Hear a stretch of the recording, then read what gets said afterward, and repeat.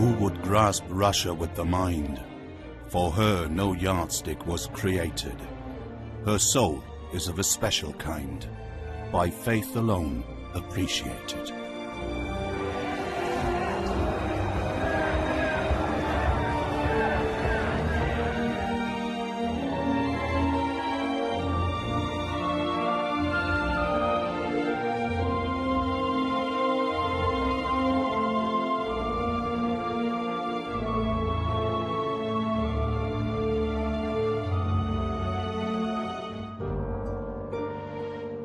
The order to murder the Tsar and his family came direct from Moscow on the 16th of July 1918. The family was taken to an empty basement room.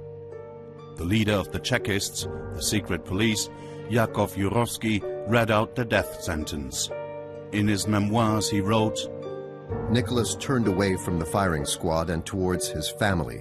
Then, as if he had suddenly had a thought, he turned back and asked, "How? What?" The squad had already received instructions about who was to take aim at whom. The order was to shoot them straight in the heart in order to avoid unnecessary bloodshed and to get the matter dealt with as quickly as possible. Wordlessly, Nicholas turned back to his family. The others let out a few incoherent screams. The whole thing lasted only a few seconds.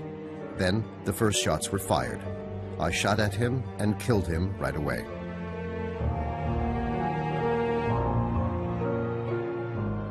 He came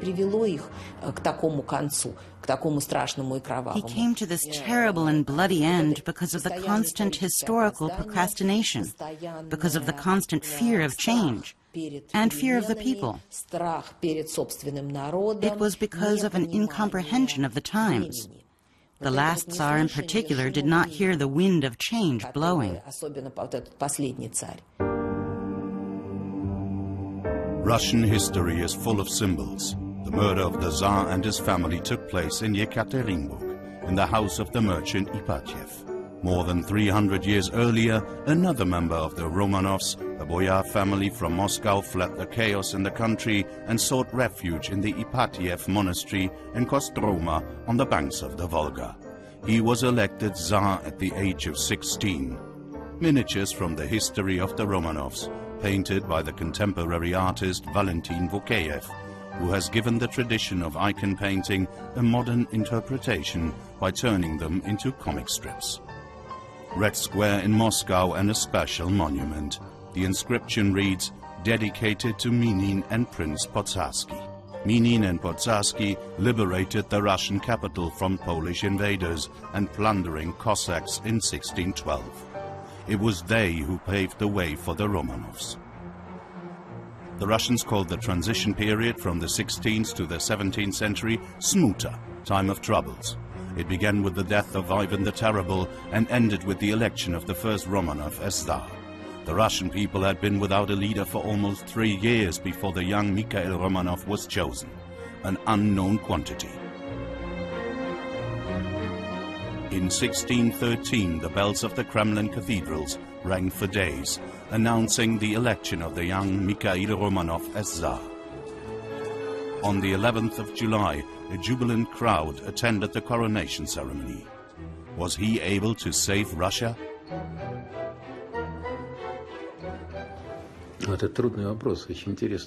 That's a difficult question, and one I've never been asked. When the Romanovs came to power, they didn't know about their mission. I'm certain of that.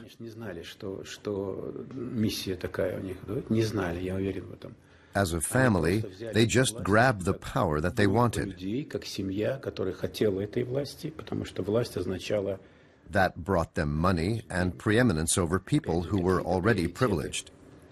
Приоритеты над другими людьми, распоряжение другими людьми, территориями, так или иначе. Поэтому сказать, что Романовы пришли к власти. To say that the Romanovs came to power to save Russia would mean giving them credit for something they knew nothing about.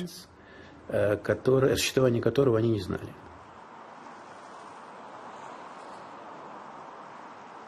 Мне кажется, что начиная еще с Ивана Грозного и с великого... I think the Civil War began during the time of Ivan the Terrible. There was always a civil war between those who sought Russia's modernization and those who wanted to live in the old way. The reformers imposed contact with the West on those with a backward attitude. To this day, one of Russia's main problems is that the majority of the population live in accordance with the traditional archaic principles. The ancestral home of the Romanovs is in Moscow, just a stone's throw from the Kremlin.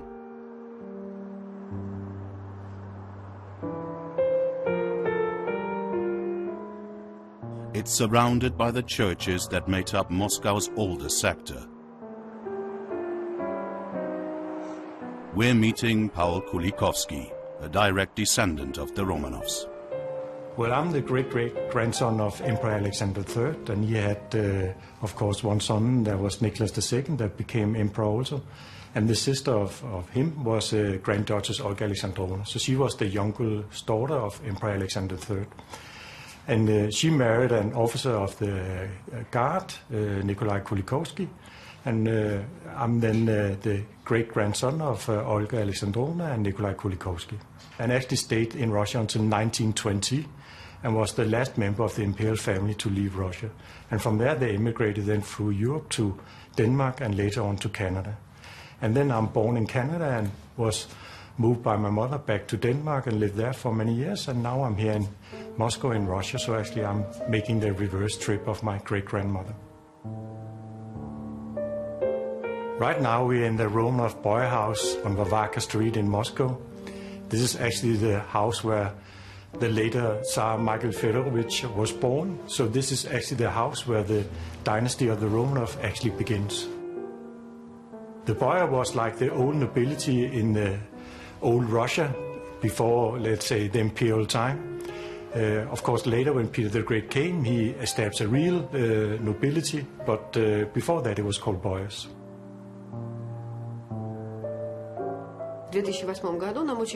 When we came to Moscow in 2008, one of our first walks took us here to Boyar House. We met the director of the museum, and when she saw Paul, she was very excited and said, "I immediately saw that you are a Romanov.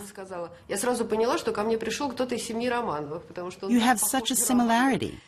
There's no doubt about it."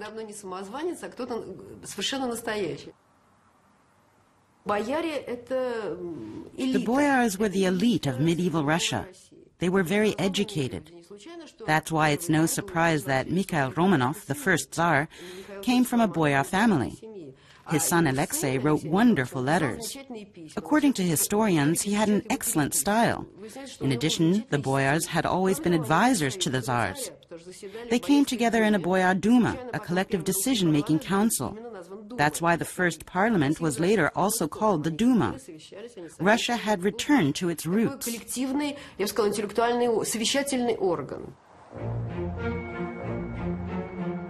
Romanovs came to power by chance. Their dynasty emerged from the chaos. The key was the fear they spread. At the same time, there were brave people in society who overcame it. The empire started growing at the beginning of the 17th century. The borders extended further and further, to the Volga in the south, deep into Siberia in the east, to the sea in the north, and later to the west. Under the Romanovs' rule over a period of 3 centuries, the Muscovite Empire grew into a major European power, without stripping itself of its Asian Tatar origins. You can talk about a central theme running through the 300 years during which the Romanov dynasty ruled in Russia. There are 3 main factors: Firstly, religion, which didn't develop in Russia. It was an orthodoxy that was frozen in time.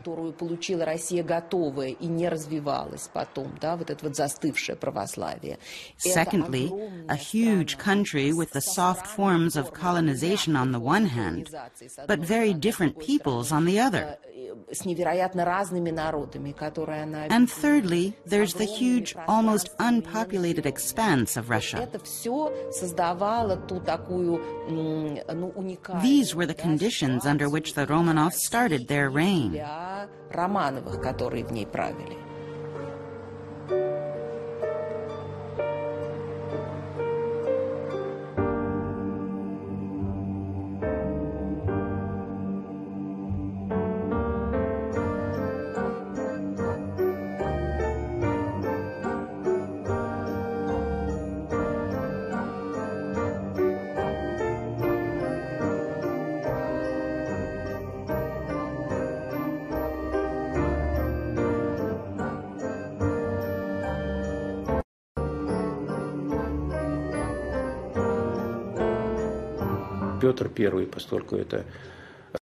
The foundation of a new Russia began with Peter the Great. Russia turned towards Europe. That was a public acknowledgement that Russia was Europe's little sister, and that it would learn from Europe. That was very important, both for the rulers and the people. Peter the Great basically said, look how the people in the Netherlands, England, and Germany can work. Look and learn everything you can learn. He was significant in that regard, even though he was very contradictory, which is true of all radical political leaders.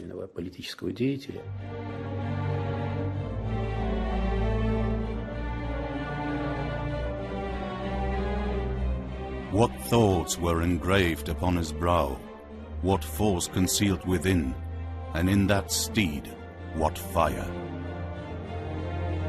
The words of Alexander Pushkin in his poem, The Bronze Horseman. All Russian schoolchildren know the verses off by heart. It's a tragic story. A minor official loses his bride in a flood and bemoans the hubris of the Tsar for building a city in these marshes. The Kremlin was the seat of the Russian Tsars until Peter the Great moved the capital to St. Petersburg. When Peter was just 10, he was witness to a bloodbath in the Kremlin. It was triggered by something between a family dispute and a political rebellion. A riotous band of soldiers devastated the Tsar's residence. 2 uncles and countless family friends were killed. Peter never forgot the scenes that he watched from the stairs of the Palace of Facets.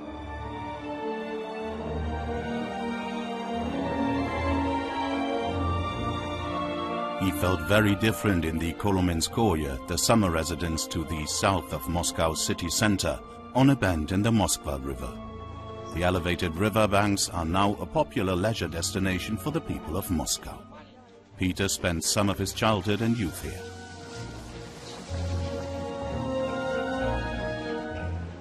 Here in the vast wooden palace, life was less constrained. Peter discovered his love of craftsmanship and of the water.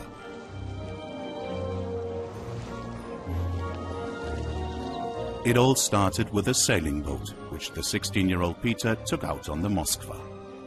On this little boat, he dreamed of a Russian fleet and ice-free access to the sea.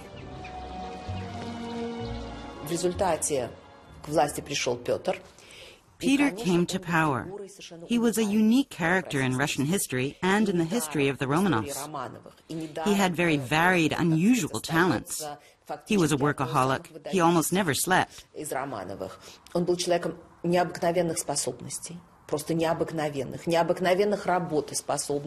learned different jobs. People said he was a Tsar and a carpenter, but he was also an engineer.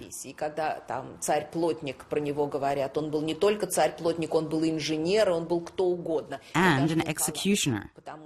He later even had his own son tortured.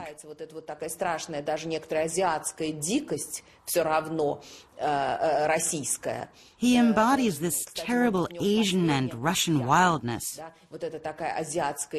A wildness coupled with a desire for modernization and the desire for Russia to become more European. From Moscow to St. Petersburg. Peter had his new capital built on mud and bones, using tens of thousands of forced laborers.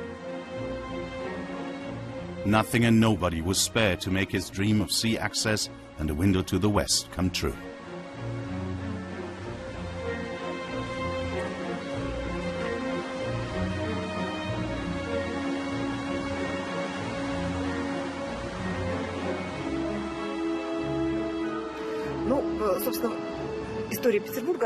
The story of St. Petersburg starts with the Peter and Paul Fortress, built during the Great Northern War. Peter the Great was fighting Charles XII of Sweden. A spot on Hare Island was found, and Peter and Paul Fortress was founded on the 16th of May, 1703. It was not at first built of stone, but of earthworks and wooden fortifications. This type of fortress was new for Russia, as it was built following a new French system.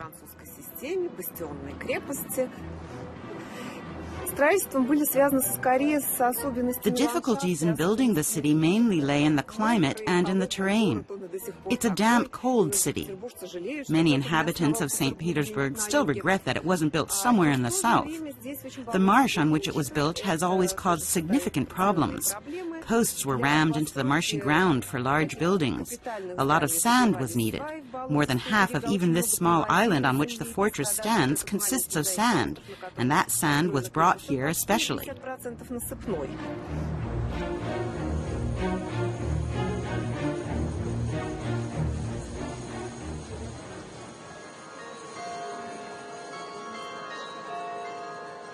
"25 members of the Romanov dynasty, including 12 Tsars, have found their final resting place in sarcophaguses in the Peter and Paul Cathedral. The magnificent tomb of Peter the Great is adorned with a bronze bust and plastic roses.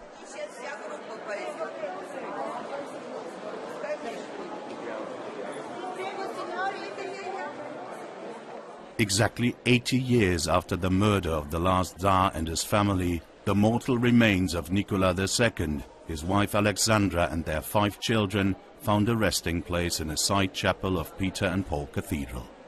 2 years later, the Russian Orthodox Church canonized the Tsar and his family.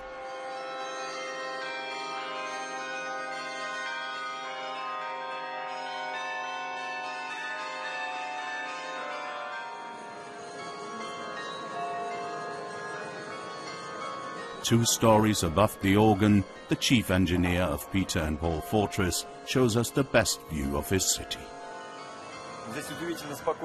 It's a quiet place. The higher you climb, the quieter it gets.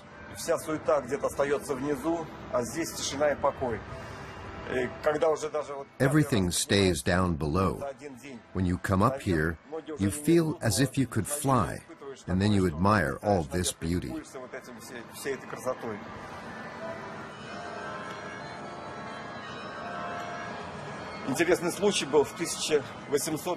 There was an interesting event in 1830.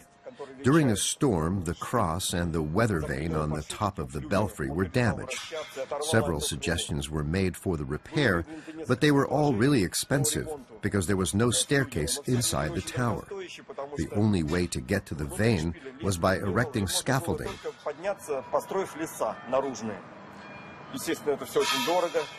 But then the roofer, Pyotr Tyolushkin, offered to repair the vane with just the help of ropes. His suggestion was accepted. From the top window above us here, he crawled out onto the exterior of the tower and attached the rope. Then he wrapped the rope around the top of the belfry like a spiral, so he could get higher and higher. When he reached the weather vane, he lowered a rope. For 6 weeks, he climbed up the rope and repaired the vane. He was awarded a medal and 1,200 rubles in silver for this heroic deed. That was a fortune at the time. You could buy a village for that money. A cow cost 4 or 5 rubles. He was also given a silver beaker that he could take to any state-owned bar in the city and drink as much as he wanted. After this heroic deed, which he performed at the age of 24, he only lived for another 4 years. Then he had a fatal accident.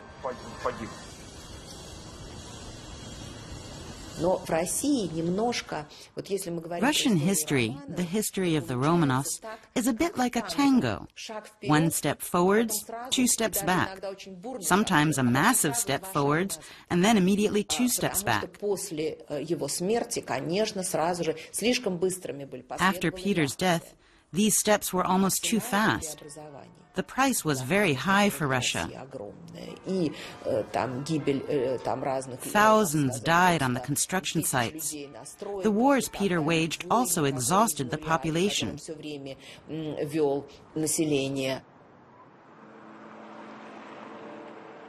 Peter was considered a merciless ruler. He developed the Tsardom into a major power. Now there is a huge monument in his honor in Moscow, of all places. The city Peter hated. It's pure kitsch and not very popular with the locals.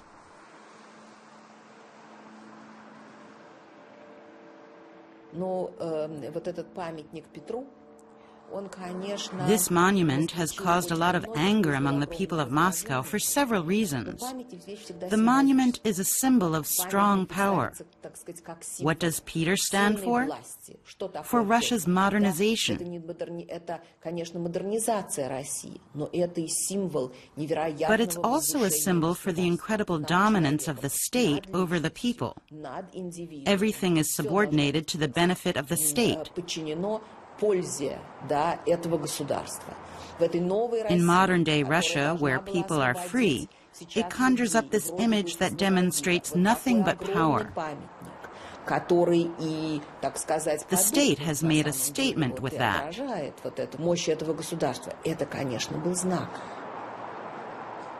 The state has made a statement, but the people aren't putting up with it anymore. Since Putin's re-election in 2012, the people of Moscow have taken to the streets. The demonstrators chant, "We're invincible as long as we're united."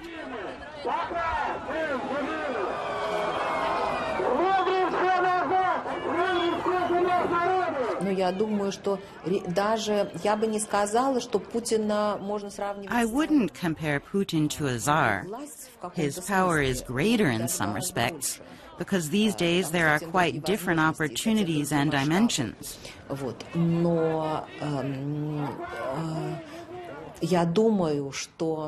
I think that this protest movement arose because there are historical parallels. Because the people in power once again do not understand that Russia needs modernization, or what that would look like.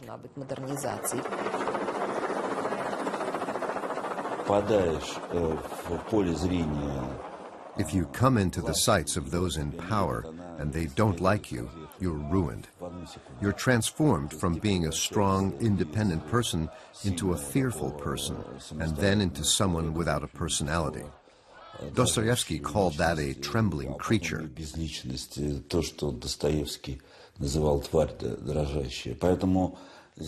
There's no way of escaping the hatred of power.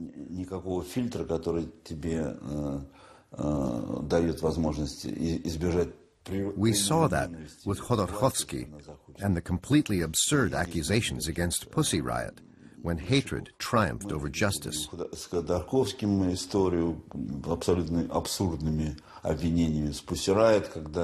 We saw it over the course of 2012, when repressive laws were passed.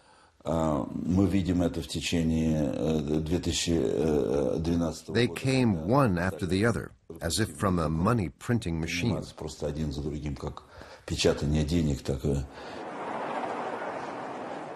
The anger with the government can often only be dealt with through black humor. In a dream, Putin asked Stalin to help him with these demonstrators and protesters. Stalin says, shoot the Democrats and paint the Kremlin blue. Why blue? Putin asks. Stalin says, I knew you wouldn't ask me about the first part.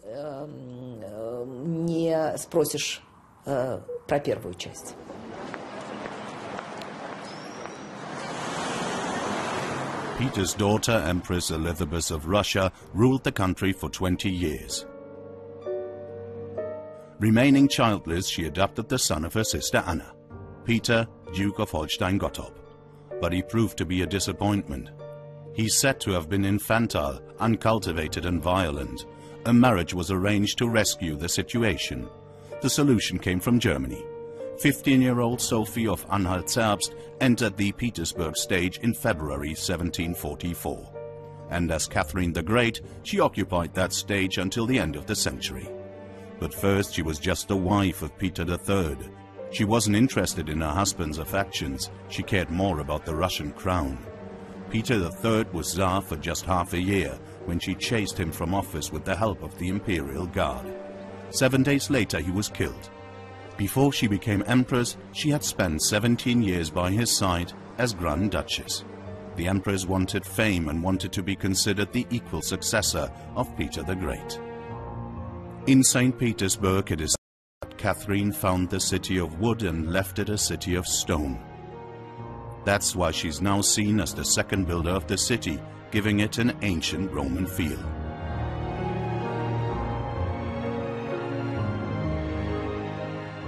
At the end of the 18th century, there were columns, pilasters and capitals all over the city.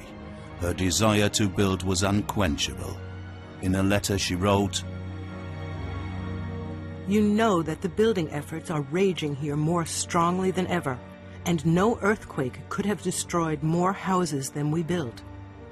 Building is a disease, just like drinking, and it's a kind of habit, too." Catherine the Great laid the foundation for what's probably the biggest museum in the world, the Hermitage. It's filled to the brim with paintings because, coupled with her fanatical building efforts, she also was an avid collector. In 1764, she had the small Hermitage and the old Hermitage built on the side of the Winter Palace, facing the Neva River. Over a period of 30 years, Catherine had more than 3,000 paintings brought to St. Petersburg, including works by Rubens, Van Dyck, Raphael, Tizian, Watteau, Tintoretto, and Veronese. However, when she beheld her artworks, she is said to have lamented, "Only I and the mice can admire these treasures." She would be happy today because now there's a never-ending stream of visitors making their way through the halls of the world-famous Hermitage.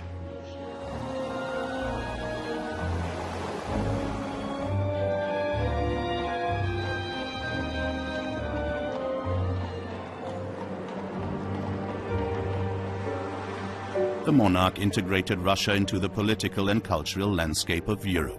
She strengthened the Russian centralized state and reinforced the foundations of a major power. She was particularly delighted about military triumphs. "If I could rule for another 200 years, the whole of Europe would be subordinated to the Russian scepter." There was always the notion that Russia had to travel down a special path and that the West couldn't understand Russia, that Russia was completely unique. There are these famous verses by one of the best Russian poets, Fyodor Tyutchev, which are quoted pretty regularly. He spent a long time living in the West and wrote, "Who would grasp Russia with the mind? For her no yardstick was created. Her soul is of a special kind, by faith alone appreciated."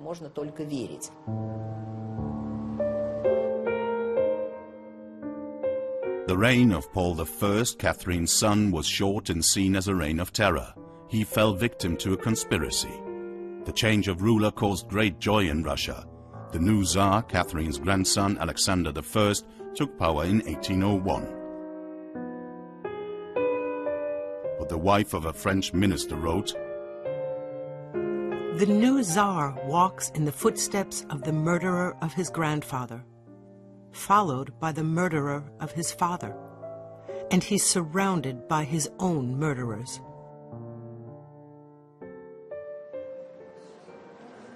European civilization arrived with the German women that the Tsars kept marrying. With Napoleon and his expansionist and aggressive politics, civilization disappeared again. In June 1812, French troops marched into Russia. The Russian army was far outnumbered by the French. Tsar Alexander I ordered his troops to wage a war of attrition. His aim was to have the invaders suffer under the expanse and the climate of the country. At the beginning of September 1812, the French army had managed to get to Borodino, 80 kilometers to the southwest of Moscow. One of the toughest and bloodiest battles in history occurred, and the French won. Napoleon stood outside Moscow and waited for the keys to the gates to be handed over to him. But nobody came. The 240,000 inhabitants had fled. Fire broke out in several places. 6,500 homes burned, and there were no provisions in the city. Napoleon had to leave the burning Kremlin.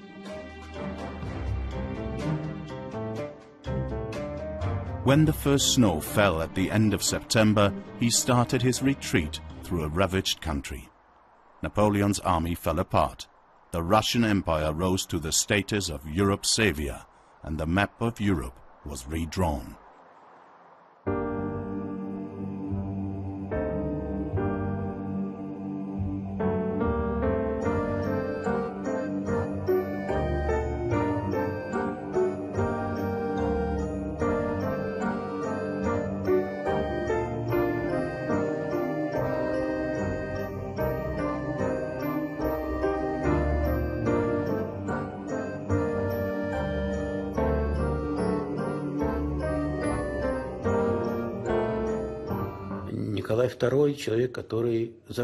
Nicholas II closed the door of the monarchy.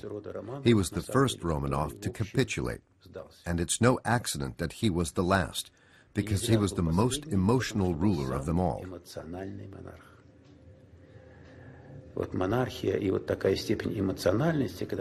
If you're very emotional as a monarch, and you carry such a great burden as this country, then it's dangerous.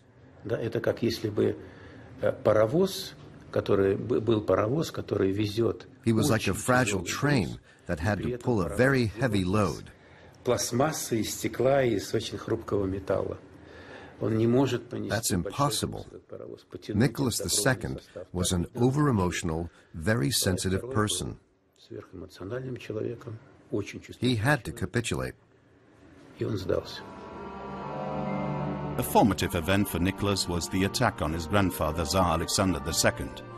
On the 1st of March 1881, the 12-year-old Nicholas came home to the Winter Palace, what's now the Hermitage, after skating on the Neva. He was still holding his ice skates. He was taken to his grandfather, who was bleeding to death. This experience stayed with the young Tsarevich his whole life. The history of the Romanovs is a lesson for us, a lesson for Russia. They spent 300 years breaking the laws they themselves passed. During these 300 years, there were murders and conspiracies. There was a rupture break between the people and those in power.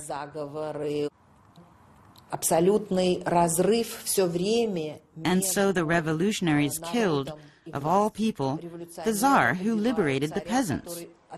That's a historical injustice.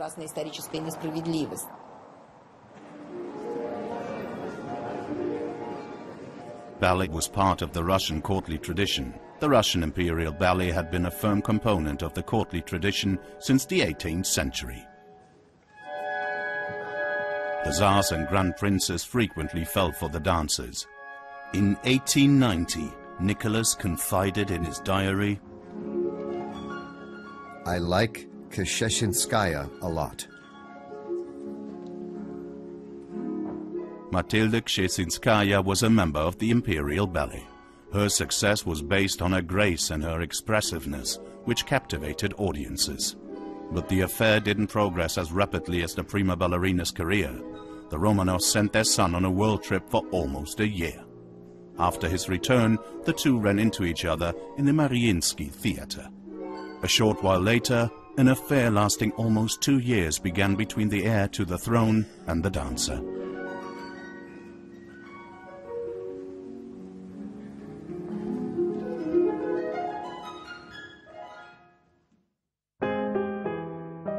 But as the future Tsar, Nicholas had to marry someone befitting his rank. His choice fell, as was so often the case in his family, on a German, Alix of Hesse-Darmstadt. She had to convert to the Orthodox Church and was given the name Alexandra Fyodorovna. In October 1894, his father, Tsar Alexander III, died. Nicholas was only 26 and didn't feel prepared to rule. He took over a country whose realities he knew almost nothing about. He confided in a cousin, I don't understand anything about matters of state.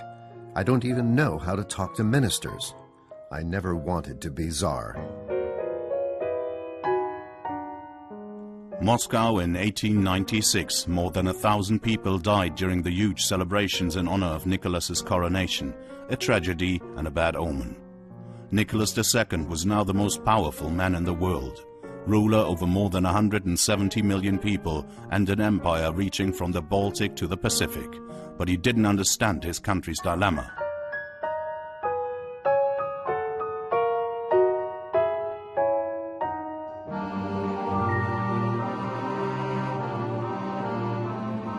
The writer Leo Tolstoy wrote a letter to the Tsar complaining about moral decay. To summarize the general state of the people, haggard children, degenerate tribes, people and animals sharing living spaces, uninterrupted numbing work, servility, dejection. And on the other hand, nothing but self-interest, ambition, pomposity, and a desire for power and influence. Nicholas firmly continued his father's conservative policies. Russia was a state of extreme contrasts. While the arts, sciences and industry flourished, politically the country was stuck in the past, in absolutism. 80% of the population lived in rural locations, in poverty and grime. The court and the aristocracy celebrated glittering parties, far away from the millions of starving peasants. Unlike the European states, Russia had neither a parliament nor a constitution at the start of the 20th century.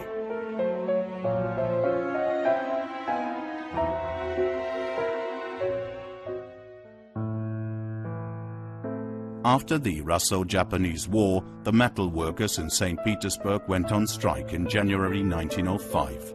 The peaceful worker demonstrations, with more than 100,000 participants, went to the Winter Palace with a petition for the Tsar. 200,000 were out singing religious songs. Then the order to fire was given. Many people were killed. The 9th of January went down in history as Petersburg's Bloody Sunday. Alexander Palace in Tsarskoye Selo became a more and more important place of retreat for the Tsar's family. When the country started drowning in chaos, threatening the throne, Nicholas made concessions. After hesitating for a long time, he gave the people the right to free speech and free assembly. And he went through with political reforms. The manifesto that finally granted the country a parliament, a Duma, was read out in the great throne room of the Hermitage.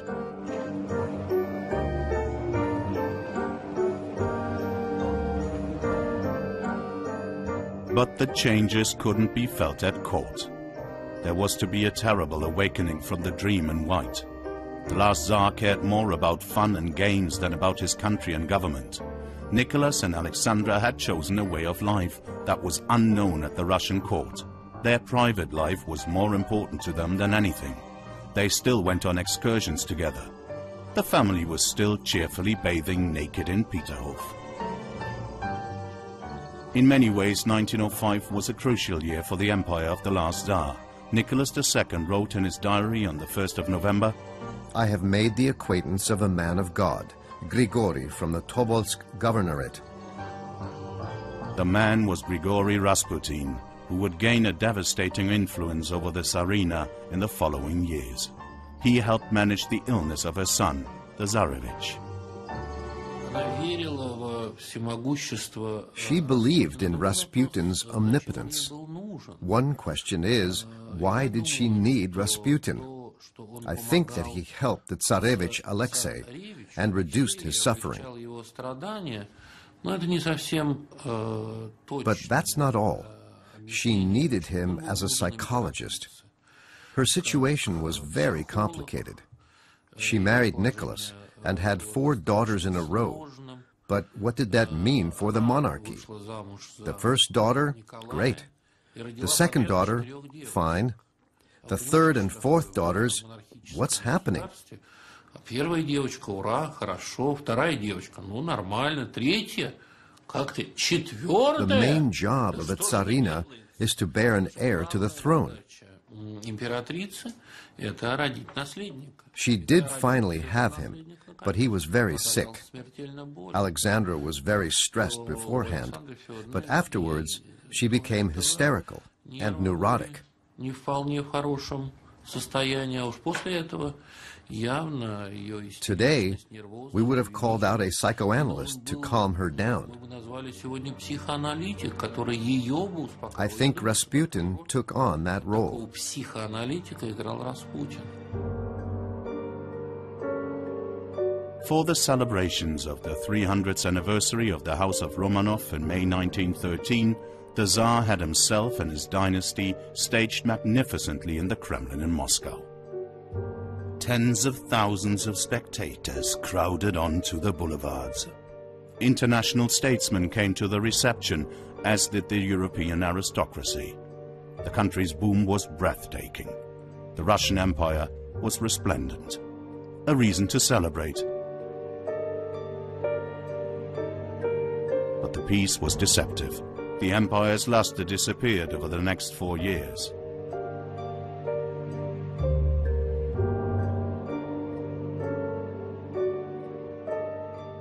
The 2nd of August 1914, one day after Germany declared war on Russia, Tsar Nicholas II read out a manifesto to his people and showed himself on the balcony of the Winter Palace to the waiting crowds. Alone, he faced the people, who on this day weren't waving anti-Tsarist flags and slogans, but icons and portraits of the Tsar. For a short moment in history, a common enemy united the Tsar and his subjects. The enemy was Germany, the country of the Tsarina and all the dear relatives. Первая мировая война была чудовищным, я бы сказала... Entering the First World War was a terrible mistake, an unparalleled act of short-sightedness by the German and Russian monarchies. They were related, they were cousins, and they were fighting. Without this war, things wouldn't have come to such a dreadful end. The regime wouldn't have been toppled. Такого страшного конца, такого обвала, такой крови. The Romanovs paid for their mistakes with a lot of blood. They didn't see the looming danger. А война, вот эта вот первая война, она вскрыла, война же всегда это, она The вскрыла. First World War revealed all the contradictions and conflicts of the system and heightened them. It dragged on. And all that led to the terrible end of the dynasty. И вот это привело к такому страшному концу. At the start of the war, there was an anti-German sentiment. It's also known that Rasputin was against the war. The Tsarina was German. There was treason. There were incredible rumors about a direct connection between Tsarskoye Selo, the village of the Tsars, and the German general staff. That shook the country and stoked the fire. The war became the catalyst of dissatisfaction. The soldiers wanted bread and peace. Those were the slogans of the revolution.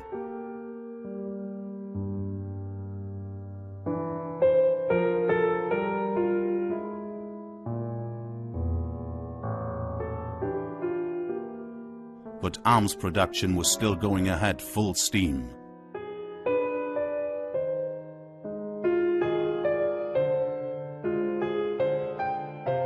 Это кризис, вызванный во многом Первой мировой войной. The crisis that was caused primarily by World War I was a crisis of power, a dynastic crisis. It didn't arise suddenly. It was also Rasputin who influenced the events. And it was a weak monarch, Nicholas, who went to the headquarters on the front line in September 1915.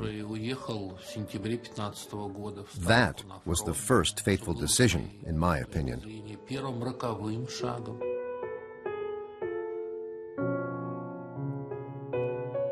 Rasputin became the bane of the Tsar and his family.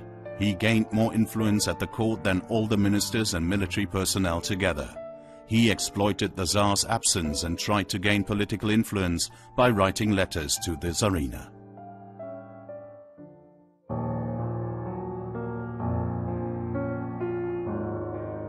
But history could no longer be halted. In February, soldiers stormed the Winter Palace, which is now part of the Hermitage.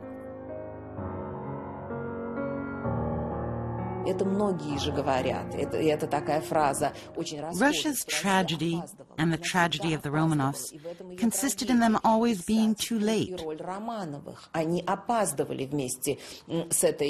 That's why this knot of contradictions and conflicts formed in 1917. It's a fact that over the past 100 years, we lost our values twice, our human ones and our national ones, once in 1917 and the second time in 1991 with the fall of the Soviet Union.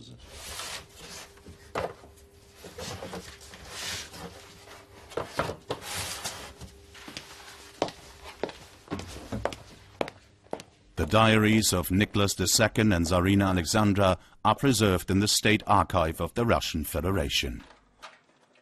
On the 2nd of March 1917, the Tsar wrote, "It is necessary that I abdicate. The crux of the matter is that it's necessary to take this step to save Russia."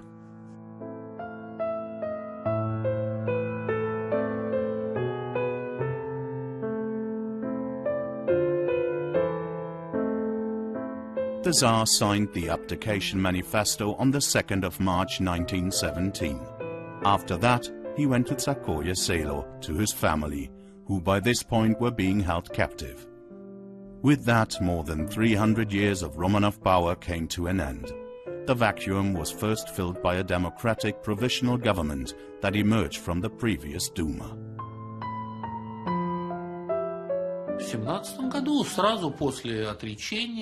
In 1917, after the abdication, there were ideas about what was to be done with the Tsar. A good solution would have been for him to leave the country, but Nicholas didn't want to. The family was naive and thought that everything had been taken care of with the abdication. They thought they could live in Livadia on the Crimean. That would have met Nicholas's needs. For more than 20 years, he had suffered under the burden of his position as head of a great empire. He wasn't up to the task. After 300 years, Russia was without a Tsar for the first time. The emblems of the Tsar's power were destroyed all over the country.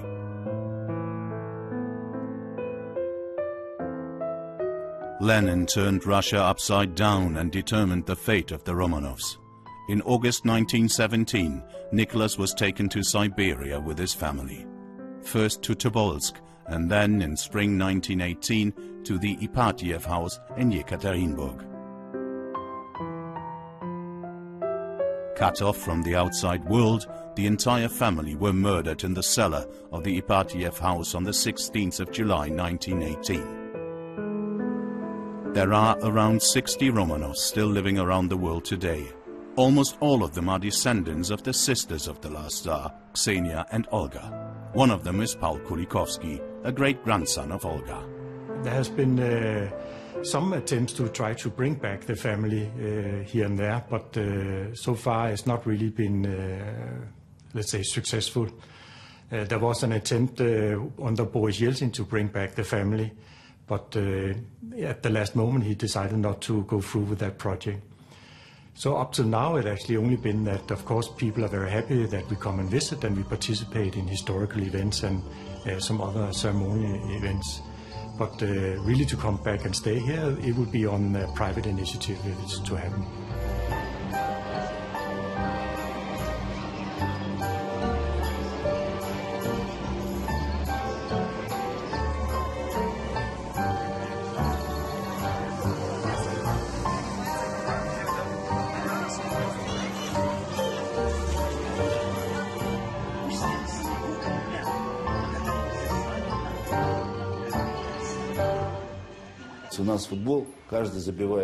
It's like with football. Everyone plays for himself. Nicholas I played against Europe. Alexander II played for Europe. Alexander III played against Europe. Nicholas II played for Europe. Lenin and Stalin played against Europe. Khrushchev started moving towards Europe. Brezhnev moved away from Europe. And finally, Gorbachev came to Europe, and Putin fled from Europe. That's Russian history. The result is incomprehensible because all the people in power have played against themselves. It's a game with just one team on the pitch, putting the ball first in one net and then in the other.